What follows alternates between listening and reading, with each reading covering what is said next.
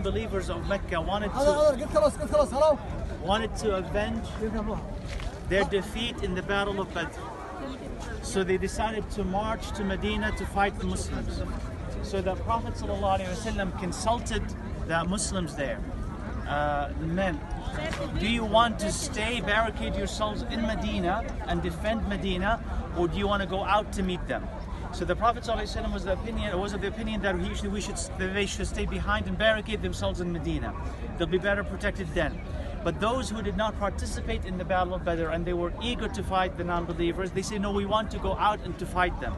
So that was the majority opinion. So the Prophet ﷺ accepted that, and he went back and he put on his armor and he came out. Then they regretted that they actually went against the wish of the Prophet ﷺ, but the Prophet said, we already have taken the decision, we're going to do this inshallah. So they went out and they camped in Uhud. So this is where they've camped. So the battle took place on the other side. This is Jabal al-Rumah, the Mount of the Archers, right? This is the Mount of the Archers. So it took the place on the other side. So the Prophet ﷺ stationed the archers out here, right? On top. And then the army was on the other side and they were waiting for the non-believing army. And he told the archers on top, he says, no matter what happens, no matter what you see, do not come down. Because they were protecting the back of the Muslims. He says, do not come down. Okay, even if we're being killed, do not come down. So he stationed them on top and they waited for the non-believing army. So when the non-believing army, the Meccans, they came and they started to clash with the Muslims, the advantage the Muslims had was what? The archers on top. So they started to throw arrows. So in addition to the swords of the Muslims on the ground, arrows from the top. So the Muslims were surprised by that and they were retreating. And they were about to be completely defeated. Now in the process of retreating, they've left their swords and their armor and what they're carrying with them. This is ghanima, the booty of the battle. They were leaving it behind. So some Muslims on the ground, they're collecting some of that as the non-believers were retreating. When the archers, some of them saw that, they said, well, the battle is almost won, it's almost over. And they're getting the booty of the battle before us. So let's come down and get our share. Now, some of the on top who said, no, remember what the Prophet have said? What did he say? Stay there, never come down, no matter what happens. Then most of them decided, no, we're going to come down, and some stayed on top. So they came down. By coming down, they exposed that strategic spot, and the back of the Muslims was exposed. Who was not a Muslim at that point, but was among the non-believers? Khalid bin Walid. Khalid bin Walid was a brilliant a person, okay, a battleman, brilliant. So when you looked at it, he saw the break there. So he took a few on horses and he went back all the way here, and with horses they climbed from the back and they killed the Muslims who were on top and they descended on the Muslims from the back. So the Muslims now were squeezed from both front and back, which they did not expect.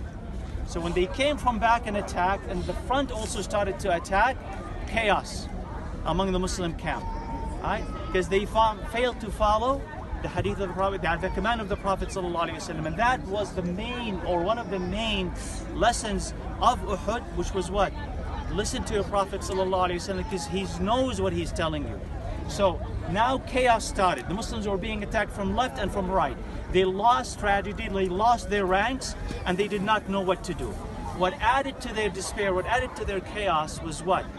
Is that a rumor spread in the midst of battle that the Prophet ﷺ was killed. Right? So some of the Muslims said what to themselves? If the Prophet is dead, what's use? What's the use of fighting anymore?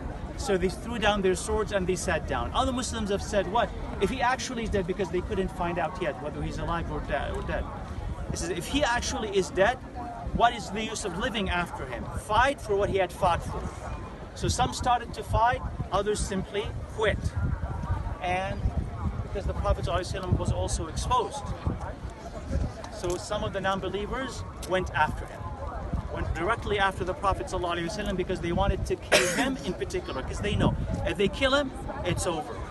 And so the Prophet ﷺ stood there with very few Sahaba around who were fending off all of these attacks, one after the other, one after the other. trying to protect the Prophet ﷺ, but still they were able to reach the Prophet ﷺ. One of his tooth broke, and also he's injured on his face, right? And so that was happening to the Prophet, and then a Sahabi saw the Prophet ﷺ and he was alive, so he yelled, "The Prophet is alive, the Prophet is alive." But the Prophet was telling him, "Be quiet, because if you tell him that he's alive, what will they do? They come after you more and more." So he says, "Be quiet." Now the Muslims had to do the only thing that was left for the Muslims, because now the non-believers, the number of the non-believers was 3,000. Muslims were only 1,000, and they were actually winning the battle in the beginning. But now with all of these deaths, casualties, and loss of order, they couldn't win that battle anymore. So the only thing that they could do was to strategically retreat. So what they did is that they started to strategically retreat back into Uhud, right? Slowly, slowly, slowly with their backs into Uhud, climb up into the mountain. And they climbed high up to the extent that the non-believers could not clash with them anymore. So the mountains separated them, separated the non-believers from the Muslims. And then the famous exchange happened between the non-believers, led by Abu Sufyan, and the Muslims. So Abu Sufyan asked, "Is Muhammad still among you?" He says, no one answered, right? They were quiet. And he said, "Is Abu Bakr still among you?" Nobody answered. He says, "Is Umar still among you?" Nobody answered. Then Abu Sufyan